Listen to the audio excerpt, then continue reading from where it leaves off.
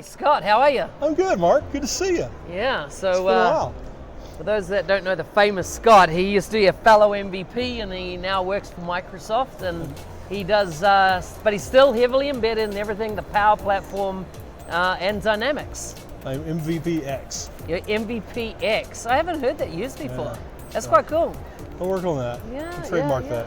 So what have you been doing at the event? What have you been speaking on? I just finished a conversation, one of the presentations upstairs on analytics plus AI Okay. and how that will help unleash the value of the data that's sitting inside your Dynamics platform and really turning Dynamics into a tool for business decision makers. Okay. I mean, I get kind of wound up about it, but the idea is there's a lot of times we focus our implementations on the operational side, making it easier for people to enter a work order or easier to enter a sales opportunity.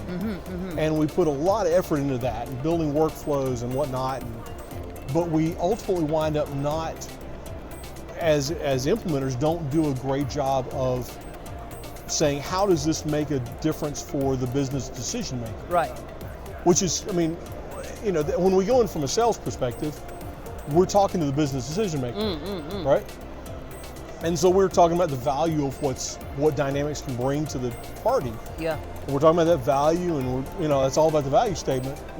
But then once we move into the configuration and implementation phase, those vice presidents step out of the room, and we're in the room with, Betty from accounting and Joey from shipping and Larry the sales guy, and those individuals have a vested interest in making the job as easy as possible for them. So we spend a ton of effort on making CRM or Dynamics really work nicely for them. And then at the end of the project, we wind up with this. There was this budget line item for reporting and analytics, which then gets turned into a slush fund to take care of additional workflows or additional things that people ask for. And we wind up not turning over the value to the business decision maker that we should.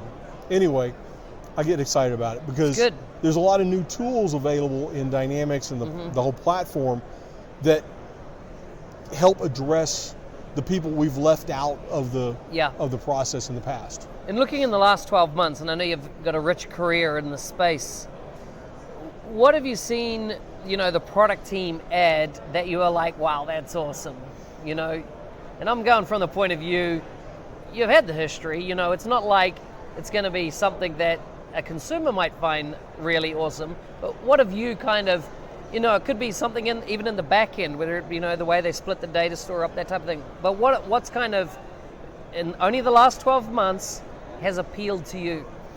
I would say there's a couple of things. And one is some advancements on the Power BI side. Okay. Key influencer visualization is amazing. Is that right? So you're really finding it's actually identifying those influencers. I was in a meeting with a customer, with a potential customer, about 6 months ago. And we were supposed to demo to one team. And about an hour before the demo, we find out that the guy who's over all of sales decided he's going to jump in and meeting. So we're going to demo to the service team, but the head of sales comes in, and of course he's senior to everybody else in the room, so everybody's deferring to him. And he goes, yeah, the services stuff is fine, but I really want to see what's going on the sales side. And so my whole demo setup was kind of out the door at that moment. All right, so normal, I mean, we've all been in that room. So as I start looking at it, I start talking about how that Dynamics is great in terms of pulling out data and capturing it. But then we add this layer on top of it, Power BI, which lets us look into the pipeline and understand what is driving the win-loss ratio on our opportunities. And so I pulled up key influencers and started, showing how easy I could change the influencer attributes and draw understanding out of the pipeline. And at that point, he'd been kind of cool. I mean, he would definitely not antagonistic or anything. But he'd been kind of cool to everything we was talking about. He stopped me, cold, and he swivels. I mean, we're as close as you and I in this big conference room. Yeah. We're as close to, and he turns his back to me and turns to the person next to him, and said, "This is what I've been asking you for." Wow. And she said, it turns out she was the Tableau administrator. Okay. And she said, well, actually, Tableau doesn't do that. She said, yeah, we don't have that in Tableau. He goes, but you understand, this is the kind of information I need to know about my pipeline. And she said, well, we could work on something. He goes, but I need this. I want this right now. Wow. And somebody else in the room goes, we'll get you a Power BI license. And he goes, okay, good, I want to see more of this. And turns back to me, he goes, keep going, this is really interesting.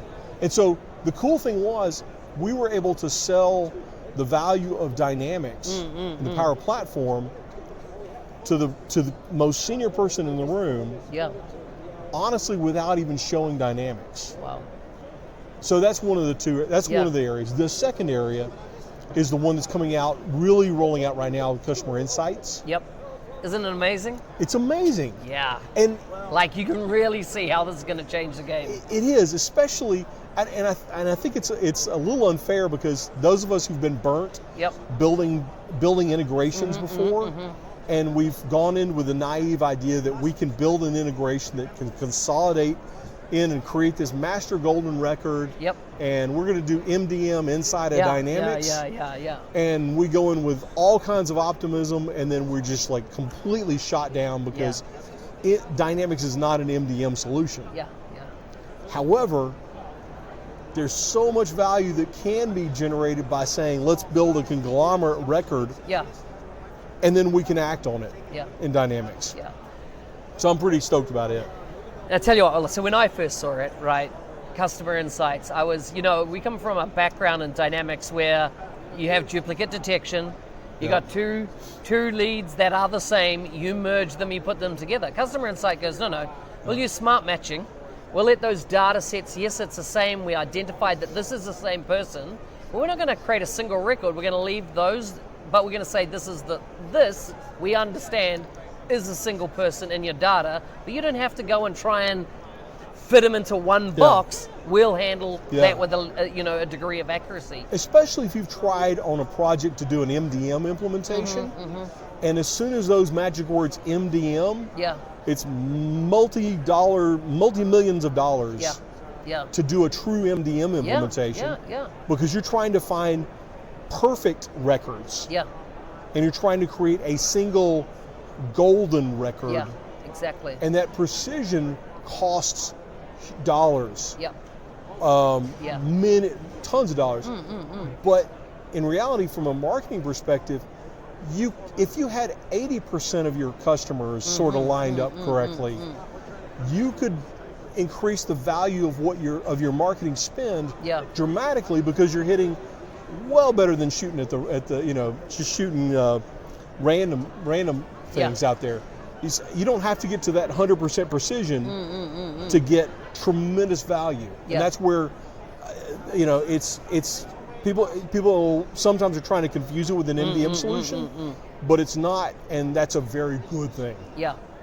So you're in the field, right? You're out there, you're selling this technology to customers, and I'm going to talk about something about FY20 targets. Okay. So FY20, Microsoft has made a lot of engineering changes. They've introduced a new ISV program, to go to market with, and one of the things is co-sell, so the field's going to sell elements of that. Now, I just heard yesterday from the team that in Q2, this financial, in Q3, there is an incentive to retire 5% of quota if you attach an ISV solution. That's interesting. Right? I haven't seen that. Live, but I gotta get guys. These guys, man, hey? So the thing is that 5% are a target retirement, right? That's serious, right? That incentive is probably, I would be surprised if it makes it to Q4. Right.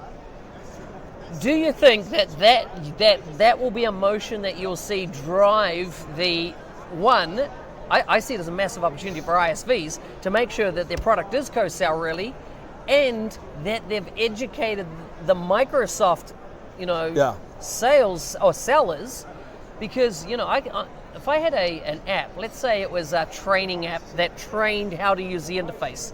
I'm looking at all the banners around here. I don't know, ClickLearn pops to mind, right? There it is over there. I can actually see it. ClickLearn is an example. They've got a browser embedded app. It's an ISV solution that helps you learn the product effectively. Right. I'm going, for those guys, it's such an easy sell. It's such an easy add-on sale, and it retires 5% of target. Isn't it a no-brainer? It is. The thing that I would say from my perspective is that just drives up the requirement or the necessity of the ISVs to educate the Microsoft team. Yeah. I mean, I can say I'm internally trying to drive up education on even things that we have as Microsoft, as extensions of the product as Microsoft, and yet I find different cases where our own teams don't realize what we have. Yeah, yeah. Because the whole platform has exploded so much. Yeah, yeah. The requirement to drive up education is probably should be nonstop. Yeah. And it's not the Field of Dreams where you build it and they're going to come. People just show up. Yeah. It is a very word of mouth driven internally. And if you come in, especially with a industry focus solution, that people internally attach ideas to industry focus. Yeah. And your industry teams, like your healthcare team, your financial services team, those people look for external solutions more readily than a generic sales. Yeah, makes sense. What are you looking forward to this year? I'm moving from New York. You're building a home, aren't you? I am building a home. Very nice. Tomorrow, or Friday when I fly home, I'll be meeting my wife, and we're going to finish packing our apartment. Wow, so New York goodbye. As of Monday morning, I will no longer be a New Yorker. Wow, that's a bit of a transition. It's a bit of a transition. I'm moving to a town that has 6,000 people in it. From 8 million people in the metro area to 6,000 people. Yeah. So that's, but the cool thing is Microsoft is totally good with that. I mean, obviously I've got longer commute to the airport if I need to go to the airport. But with our collaboration tools like Teams and all that effort, we are, the cool thing is we can do that and work remotely. So I'm looking forward to that. Internally within Microsoft, I'm excited about trying to help build momentum around these AI tools. And not AI for AI's sake.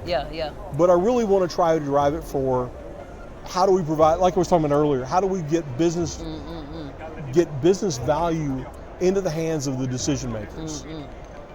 And I think some of our tools have tremendous opportunities in that, and they can both be solutions in and of themselves. They can also be introductory level solutions that are kind of like a prototype or a phase one. Because a lot of times I think my situation I'll see is, let's go ahead and build this, instead of building the monster, the greatest AI application in all of history. And wait and spending the time and budget trying to build that internally.